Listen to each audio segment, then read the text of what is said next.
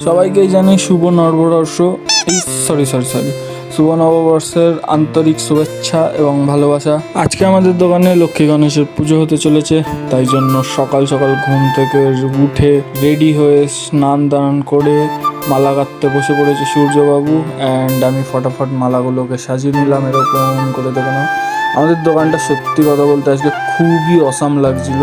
And বিশেষ করে তো লক্ষ্মী গণেশের ফটোটা আমি আমার পুরো মনের মতো করে সাজিয়েছি। দোকান সাজানো হয়ে গেলে আমি 5 রকম ফল একটা থালায় নিয়ে সেটাকে ধুতে চলে গেলাম। অ্যান্ড দেন তারপর পুজোতে বসে পড়ি। হ্যাঁ, অনেকে জানো না যে আমি ব্রাহ্মণ, আমি পুজোও করে নিই।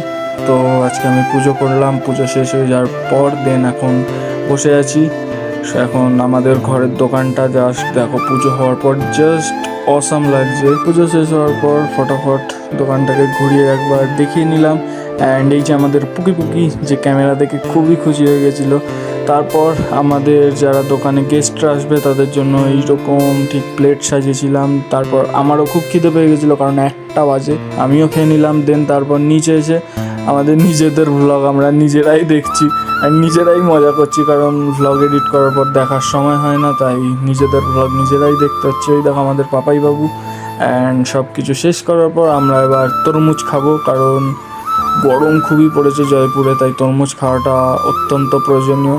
তরমুজ খেতে খেতে আমাদের সূর্য চাচা দেখো কীরকমভাবে আমাদের দিকে তাকাচ্ছে। অ্যান্ড আমার দাদুও বসেছে এখানে খেতে। খাওয়া শেষ করে সারাদিনের ক্লান্তির পর আমি চলে গেলাম আমার ঘরে। অ্যান্ড দেন তারপর আয়নার সামনে একটু নিজেকে হ্যান্ডসাম প্রমাণিত করার চেষ্টা করে বিফল হয়ে আমি আজকের ব্লগটা শেষ করলাম। তো আশা করছি আমাদের বছরের প্রথম ব্লগ তোমাদের খুবই ভালো লেগেছে। এরকম ব্লগ দেখতে হলে আমার চ্যানেল সাবস্ক্রাইব